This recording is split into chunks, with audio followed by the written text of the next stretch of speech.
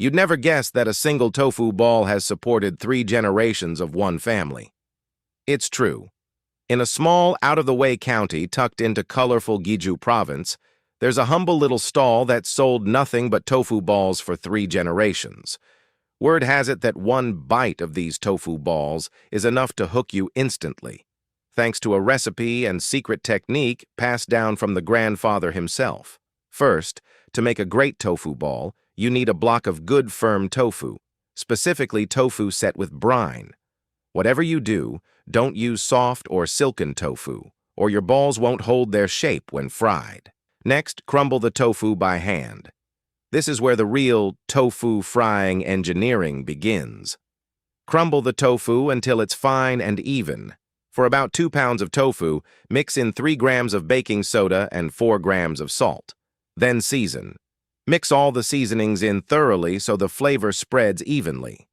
Once mixed, press the tofu mixture down firmly, cover it, and let it rest for 30 minutes so the seasonings and aroma fully soak in. After resting, stir in a bit of chopped green onion for an extra layer of aroma. Mix again, then roll the mixture into evenly sized balls. Aim for balls about the size of a golf ball. Any bigger, and they won't fry through evenly. Don't rush the shaped balls straight into the fryer. Let them air dry for 30 minutes first. This helps them hold their shape better once fried. Next, pour a generous amount of canola oil into the pot, then add lard at a 10-to-1 ratio of oil to lard. The lard gives this vegetarian dish a richer texture and more fragrance when fried. Add a few slices of ginger, scallion, cilantro stems, and shredded onion, and fry them slowly over low heat to release their aroma fully. This step helps get rid of any raw or off smell and adds fragrance. Once the aromatics turn golden and fragrant, strain them out. Bring the oil back up to about 410 degrees Fahrenheit, then add the prepared tofu balls all at once. Once the balls go in, don't stir right away. Wait until they've set their shape before gently nudging them, so you don't break them apart. Oil temperature is the single most important factor here. Too hot, and they'll burn before cooking through. Too cool, and they won't crisp up properly. They'll just soak up excess oil and turn greasy. Once the balls float to the surface, keep frying over medium-low heat for another 7 to 8 minutes. Once the time's up, pull the balls out.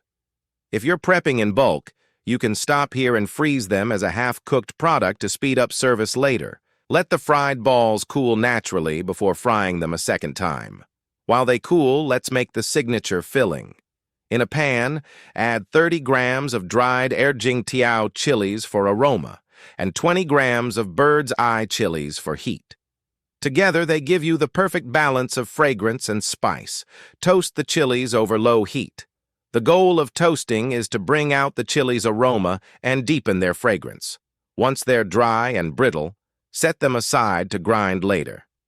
The real key here is that this slow toasting process burns off most of the harsh, acrid edge in the chilies, so you won't get that scratchy throat feeling after eating them. Once the chilies turn crisp and their color deepens slightly toward black, they take on that distinctive smoky toasted aroma that people in Guizhou can't get enough of. Grind the toasted chilies in a stone mortar. A mortar and pestle preserves more of the chili's natural fiber, giving a richer, deeper aroma than a machine grinder would. Next, let's put the filling together. 1 spoon of minced garlic, 2 spoons of how tiny a root, 1 spoon of pickled radish, a small spoon of salt, a small spoon of MSG, a spoon of light soy sauce, a spoon of aged vinegar, 3 grams of chili powder, 3 grams of sugar, the toasted chili powder we just made, a spoon of chopped scallion, a spoon of cilantro, and a spoon of cooled boiled water.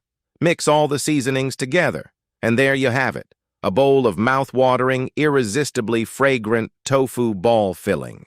Now heat the frying oil back up to around 450 degrees Fahrenheit for the second fry. Once it's hot, add the cooled tofu balls back in. For the second fry, the oil needs to be hot. This is what crisps up the skin and also pushes out any extra oil the balls soaked up during the first fry, giving you that rich but not greasy finish. Fry for 1 to 2 minutes until golden and fragrant, then strain them out. The balls come out noticeably crispier this time. Cut one open with scissors and you'll see.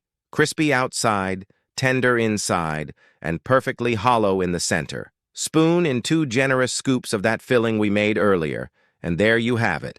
The beloved tofu ball dish that people in Guizhou just can't quit. The finished tofu balls are already giving off an incredible aroma, the kind that has you swallowing hard just watching.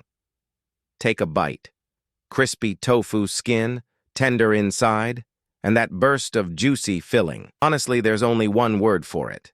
Incredible.